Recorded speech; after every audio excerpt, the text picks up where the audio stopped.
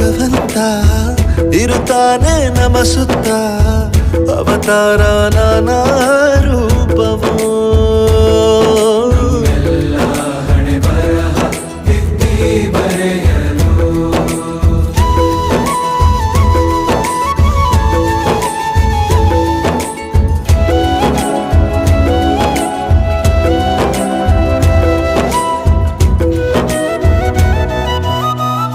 ಬಾಳಲ್ಲಿ ಲೆಕ್ಕ ಎಷ್ಟು ಮುಖ್ಯ ಎಂಬುದ ಬೆರಳಲ್ಲೇ ತೋರಿ ಕಲಿಸಿದ ಗುರುಗಳೇ.